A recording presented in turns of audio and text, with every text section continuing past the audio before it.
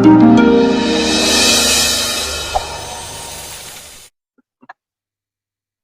datang di kuliah Survival Analysis. Ini adalah salah satu mata kuliah di program studi Sarjana Statistika Fakultas MIPA Universitas Indonesia. Saya Sarini Abdullah, dosen pengampu untuk mata kuliah ini. Ini adalah outline dari materi perkuliahan kita di studi survival.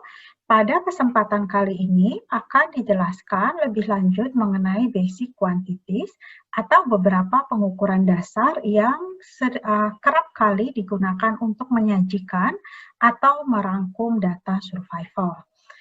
Ada beberapa basic quantities yang lazim digunakan. Yang pertama adalah fungsi survival. Secara sederhana, kita katakan fungsi survival adalah untuk menyatakan tingkat optimisme. Apa maksudnya optimisme? Adalah mengukur seberapa besar peluang kita untuk berhasil melewati suatu titik waktu tanpa terkena event, atau biasanya kalau eventnya adalah kematian, artinya berapa besar peluang kita untuk berhasil hidup melewati suatu titik waktu tertentu. Yang kedua adalah fungsi hazard. Ini menceritakan hal yang sebaliknya dengan yang diceritakan oleh fungsi survival. Jika pada fungsi survival itu menyatakan optimisme, yaitu peluang berhasil melewati suatu titik waktu dengan selamat, maka pada fungsi hazard itu bisa dikatakan menyatakan pesimisme, yaitu mengukur seberapa besar resiko untuk mengalami event di titik waktu tersebut. Kuantitas yang ketiga itu adalah mean residual life ataupun mean life, yaitu yang menyatakan sederhananya adalah usia atau sisa waktu hidup dari suatu objek atau subjek dalam penelitian kita. Dan kuantitas yang keempat yang juga sering digunakan dalam merangkum atau menyajikan data survival adalah quantile. Quantile sebenarnya menyatakan sekian persen dari data itu mengalami event sebelum atau sesudah suatu titik waktu tertentu. Dan quantile yang paling terkenal adalah median atau nilai tengah dari data. Nah, pada pertemuan kali ini kita akan fokus membahas lebih dalam mengenai fungsi survival. Jadi apa itu fungsi survival? Secara formal, fungsi survival didefinisikan sebagai peluang bahwa event akan terjadi setelah waktu T. Jadi, kita punya sumbu waktu, ini T, kita punya titik awal pengamatan, di sini kita punya suatu waktu T, maka peluang bahwa eventnya tidak terjadi di sini, tapi terjadi di suatu waktu di masa depan sesudah T, itu dinyatakan sebagai ST. Dan tentu saja kita juga tahu berarti implikasi dari definisi ini adalah di awal masa studi seluruh objek masih ada, masih lengkap, belum mengalami event, maka di sini di awal masa studi itu fungsi survivalnya adalah 1, karena semua objek penelitian kita belum mengalami event. Dan seiring berjalannya waktu, mungkin suatu saat terjadi event di sini, suatu saat terjadi event di sini, dan seterusnya, sampai mungkin makin lama waktu berjalan, objek-objek yang berisiko untuk mengalami event akan makin berkurang, maka kita dapatkan bahwa fungsi survivalnya juga akan cenderung berkurang. Atau kalaupun tidak berkurang, akan tetap, tapi yang pasti tidak akan naik. Jadi kita bisa nyatakan di sini sifat dari fungsi survival adalah di saat T sama dengan 0 dia bernilai 1. Kemudian fungsi survival merupakan fungsi yang tidak naik, monoton tidak naik. Turun tidak harus, tapi yang pasti tidak naik. Dan ketika T-nya menuju tak hingga, kita punya ST ini akan menuju ke 0. Nah, ini kita coba ilustrasikan lebih jelas mengenai fungsi survival. Jadi kita punya sumbu waktu, kita punya T0 adalah waktu awal studi di mana semua objek masih tersedia, T1 adalah terjadinya event untuk pertama kali, kita punya T2 terjadinya event untuk kedua kali, dan seterusnya sampai misalkan terjadi event yang terakhir. Katakanlah ada sebanyak D event terjadi selama dalam rentang waktu pengamatan kita. Nah, ini tadi yang dikatakan bahwa di awal waktu, katakanlah ini adalah seluruh objek penelitian kita, gitu ya, seluruh objek atau subjek penelitian. Di awal waktu masih lengkap, sehingga kita punya nilai fungsi survival di awal waktu studi adalah 1. Kemudian, seiring waktu berjalan, akhirnya sampailah di waktu di mana event pertama kali terjadi.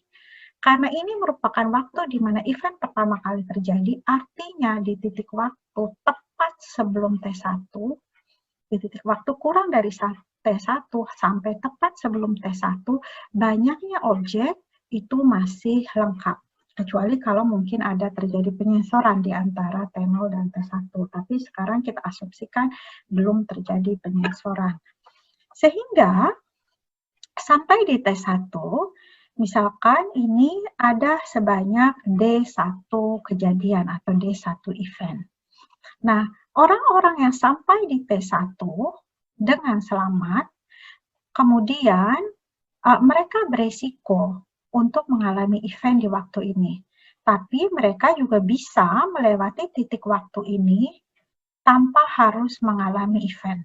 Atau dengan kata lain, mereka bisa berhasil selamat melewati titik waktu T1. Nah, peluang bahwa mereka akan berhasil melewati titik T1 tanpa mengalami event itu dinyatakan oleh fungsi survival di T sama dengan T1 atau ST1. Demikian seterusnya. Oke, sesudah di T1 ada sekian event terjadi sehingga jumlahnya jelas berkurang. Kemudian orang-orang ini katakanlah meneruskan perjalanan menuju waktu T2. Di tengah perjalanan mungkin saja ada beberapa orang yang keluar dari studi tapi bukan karena eventnya sudah teramati, melainkan karena hal lain yang bukan menjadi fokus dari studi tersebut. Nah, dalam hal ini, kejadian ini disebut sebagai kejadian yang tersensor. Nah, katakanlah pada awal waktu T2, tadi di T1 ada sekian orang, kemudian ada D1 kejadian, sehingga di sini tersisa sebanyak jumlah awal dikurangi D1, kemudian berkurang juga karena penyensoran sebesar C1, sehingga yang ada di sini sebenarnya adalah jumlah awal kurang D1 kurang C1. Ada sekian banyak orang yang tiba dengan selamat di awal waktu T2 dan beresiko untuk mengalami event di T2. Tapi bisa jadi orang-orang ini mungkin akan mengalami event, mungkin akan berhasil melewati T2 dengan selamat. Nah, peluang mereka berhasil melewati T2 dengan selamat itu dinyatakan sebagai fungsi survival di titik waktu T2. Tentu yang berhasil melewati T2 dengan selamat ini adalah yang berangkat dari T0, tiba di T1, berhasil melewati T1 dengan selamat, tiba di T2, dan di sini mereka kemudian melewati T2. Nah, peluangnya itu dinyatakan sebagai ST2. Demikian seterusnya, mungkin dalam perjalanannya ada penyensoran lagi dan sebagainya, sehingga sampai di waktu TD masih ada sekian orang, dan di sini kemudian ada yang mengalami event. Kembali, peluang bahwa dari sekian orang yang sampai di TD dengan selamat, mungkin mereka akan mengalami event, mungkin mereka akan berhasil melewati TD dengan selamat. Nah, karena tadi kita nyatakan D ini adalah total banyaknya event selama masa waktu pengamatan, bisa jadi di TD ini semua objek yang tadi tiba di TD bisa jadi semua di antara mereka mengalami event. Jika hal itu terjadi, maka kita punya fungsi survival di TD itu sama dengan 0. Karena semua mengalami event, artinya tidak ada lagi yang tersisa yang melewati waktu TD. Tapi ada kemungkinan bahwa tidak semua yang sampai di TD tadi mengalami event. Hanya sebagian, sementara masih ada sisa sebagian lain yang berhasil melewati waktu TD dengan selamat. Jika kondisinya seperti ini, maka fungsi survival di waktu TD lebih besar sama dengan 0. Jadi, walaupun TD ini adalah waktu di mana terjadi event untuk terakhir kali, tidak menjamin bahwa nilai fungsi survival di TD akan sama dengan 0. Jika T maksimum di sini, jika T maksimumnya adalah ternyata waktu penyensoran, maka kita dapatkan nilai fungsi survival di T maksimum ini akan lebih besar sama dengan 0.